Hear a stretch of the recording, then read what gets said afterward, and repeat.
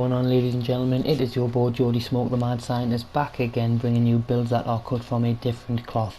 Please like and subscribe, visit my page and check out my other build content. Today we're talking about heroics, solos and directives, specifically how to effectively farm solo heroic missions. Now I normally overdo this when I'm farming and targeting loot. Today is backpacks in Aerospace Museum, which is the only reason why I'm using it, or if I want to have a little bit of a challenge, or if I'm trying to test out new builds. I would not suggest putting on the directives for heroic if you're gear farming. Challenging with all the directives is a much more effective way to farm SHD, especially invaded missions, same way with heroics, but there is an easier way in terms of resource convoy, and it probably will continue to be the most effective way until it is patched. But for the purpose of the video, I will be running heroic with all the directives solo to show you how viable this build can be. With regards to solo heroics, I would recommend always using the bulwark shield and the reviver to boost your chances, but maybe use the stinger hive with the directives, as it can be difficult to manage the cooldowns, but you can still effectively utilise the reviver with the directives if you manage your skills effectively, which I will try, but it's easier said than done. I do forget, and if you try this you probably will forget yourself. But let's jump straight into the build and then I'll give you a little quick demonstration. I'll probably only run through maybe two things. I'll try and provoke some situations without dying, hopefully, where I can explain how this build comes in useful. But basically the key factors to this build are headshot damage and pistol damage. We're trying to utilise the shield as much as possible so it can be effective, but we're still trying to have enough primary damage to hit if the shield is down. But this build also allows for survivability in two key ways.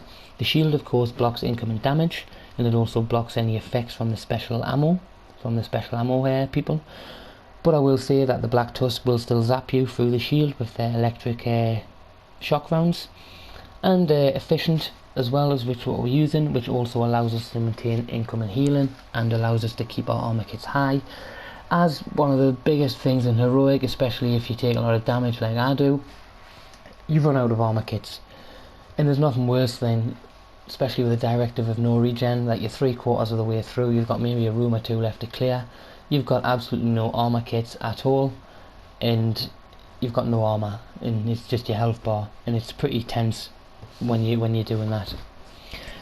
We're also using vigilance to boost damage from behind the shield alongside the punch drunk and the closeout, and I will note with vigilance that as long as you're behind the shield damage doesn't actually classify as your damage, so you can get shot through the shield and take shield damage, and vigilance will still be procced. It is only once your armor or health takes damage that vigilance will stop proccing, so it does allow you to keep your damage buff up for longer when your shield is out. We're also running two best in class pieces, not just for the damage bonus or the multiplicative bonus. They are situational advantages to using these, and I will explain them in just a moment. We'll quickly go through the specialization in the weapons and then the build, and then I'll run through a couple of rooms. We're using Technician simply for the extra skill tier, because a skill tier 1 shield isn't very effective, and because we're using the closeout we can get a skill tier 2 shield, and there is a significant boost in this becoming a skill tier extra higher, and you will see a significant damage intake that your shield can take when you do boost it, and this is probably the only specialization I would run with this build. I mean, pretty much every piece of this build that I'm wearing is pivotal to this build for a specific reason, and we'll go through in depth more on that now. Concussion grenades just for the extra damage.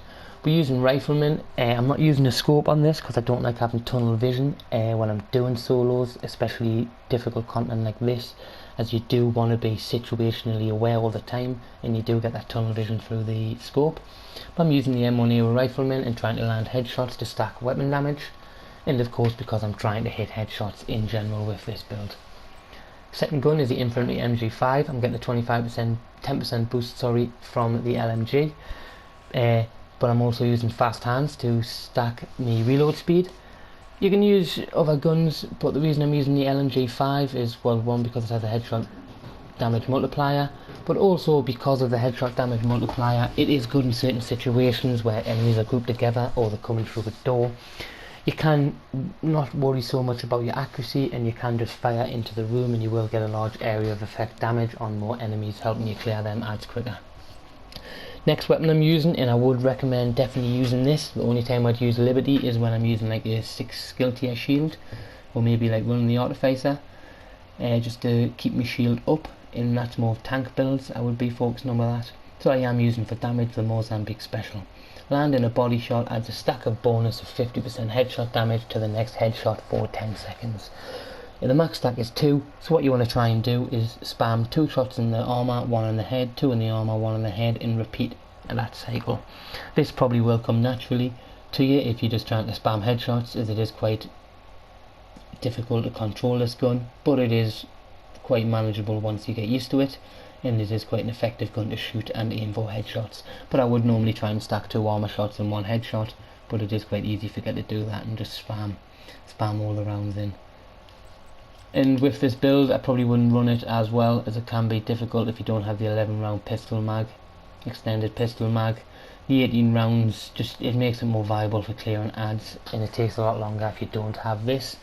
So I would probably steer away from this build until you get that extended mag slot, as to me it is pivotal to this build. Next we've got the Punch Drunk for the 20% pistol damage. You also get the 20% named item bonus, weapon damage, headshot damage, sorry, so you're getting the headshot damage bonus alongside that. The thing it is rolled is 7.9 explosive resistance. I will note that just happened to coincidentally be on there, but I would spec into explosive resistance as the next best thing to spec into this build, because the only thing that's really going to kill you in heroics, other than people's weapon damage, AIs and ads weapon damage, or getting flanked when you've got the shield out, is explosives. So I would definitely spec into that. I would probably change that critical hit damage and spec into explosive resistance there if I wasn't using this build in my damage build. But we'll quickly move on to the next piece. We have got a Providence piece. We're getting the Providence for the headshot damage. The critical hit chance I'm using for the Infantry MG5 for the fast hands. You can mix it up and use a different piece. You're not limited to any pieces you could do. Probably Gilla's the next best thing you'd use for the extra 5% armour, just for that little bit extra survivability. That's probably the other thing I would use, or if you're using a different weapon you could probably use a Fenris piece if you want to use the assault rifle. So your options are open. But I mean, in terms of the chest talent, I would run efficient 100%. I would always run efficient, and the reason is not so much a specialization armor bonus of 100%, but using the armor kit has a 50% chance not to consume the armor kit. You're getting like 33% extra armor kits if it procs at 50%. Obviously it varies sometimes, but you're getting them extra armor kits, and that can help you keep your armor up to the final stage till you get to the boss. And I can't underestimate how important that is. And if you run solo heroics consistently, you will probably know that the reason why you wiped 1 or 2 rooms before the boss is because you've got no armor kits left. It happens quite consistently, unless you're really a good cover shooter, which I'm not. I do like to try and run in there and deal as much damage and clear it as quick as possible, and I do take probably unnecessary risks just to gain an extra minute or 2 off clear time. But then that's that piece that we're running there. Like I said, you can run a different brand if you want to.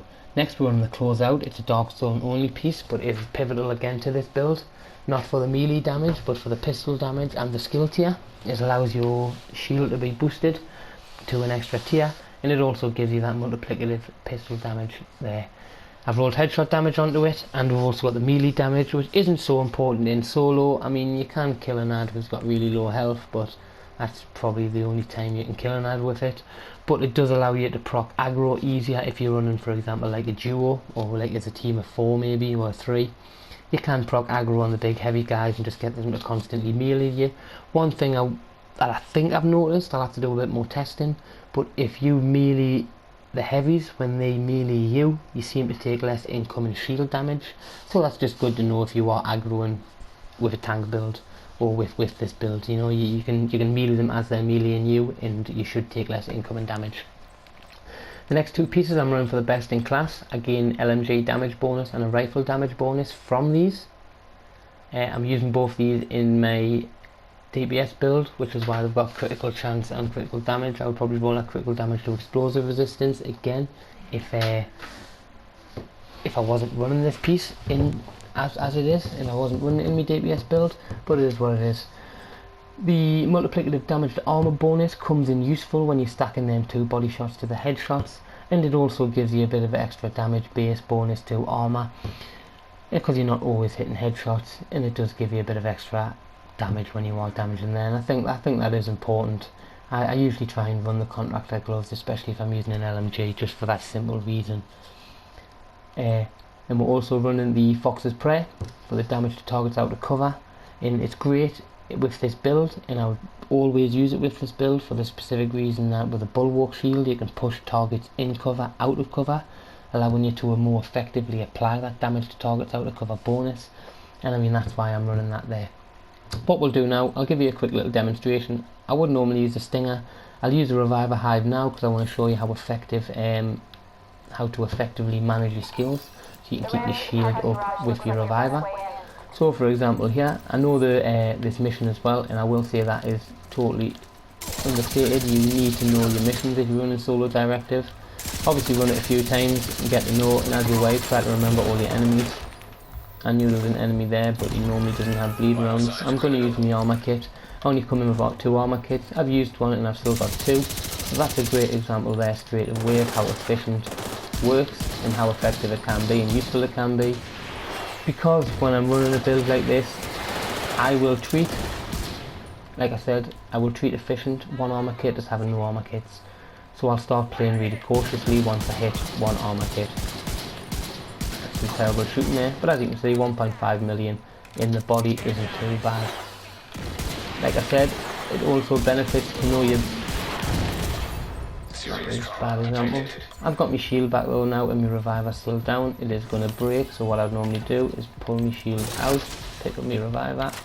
Didn't get to pick it up in time, but if I had picked it up in time it would have allowed us to continue using my shield when I've got my reviver out. And that is how you effectively manage it. And as I mentioned before, knowing your mission is also extremely important. I know that if you sit up there, you will not take any damage from them rockets. Obviously I did there because I was sitting out of cover, but if you're sitting in cover you will not take damage from them rockets. It's also pays to know. Yeah, so now I'll also mention there quickly, I just got another med kit, so now I'll play more aggressively again. And I will show you in a minute how I'll play aggressively. For one, right there, a bit more aggressive. I would normally hide behind this corner, but there you go, efficient has propped again, so I've now got 2 med kits, and I can continue to play aggressively, where just for a moment I thought I was going to be tense. And the great thing about the shield, it allows you to just face tank enemies if you know where the enemies are.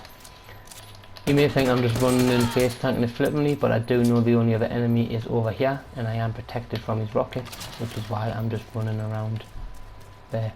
So it does pay off to know where all the enemies are when they spawn, and also know that some missions the enemies do change and their locations when they spawn from do change. So it's good to run them a few times so you are fully aware of where all the enemies come from. As you can see at the very end there, I tried to stack 2 body shots and then a headshot, and the headshot just totally wiped them out and annihilated them. Because I didn't pick up my shield in time, that was an ineffective use, but I did try, so you've got to be aware. I should have picked that reviver hive up a little quicker. Because now I'm running into this room, which is an easy room. There's a sniper to the left here, who's sometimes a pain. I normally just leave him, but he's been killing us lately, so I'm going to start up. He's over there this time, which is good. He's normally right next to us. Normally I get a chance to run through here. As you can see, I'm getting blocked from the ammo, protected ammo. Kill that guy there. My bulwark shield is still taking the incoming damage. I'm going to lose my shield, so I'll just run into cover here. Maybe pop an armor kick, because I can see this guy's pushing. I'll switch to a more productive weapon and boost it down. I know that sniper's back there. 7 seconds and I get my shield back. I've still got no reviver, so as you can see I am playing really cautiously. I'm looking around to see where the guys are, so if I pull my shield out like now, I know I'm not going to get shot from behind. I took 2 steps forward, so I'm getting blocked by that, so I'm not taking incoming damage. So as you can see, I'm being very situationally aware. Efficient procs again, so I've still got 2 armor kits. So as you can see, efficient comes in dividends. I've used like 4 armor kits already, and I've picked up 1, and I still have 2. And that's been important because I normally play a lot more cautiously. But like I said, I'm trying not to take too much time on this mission. But as you can see there, how effective this build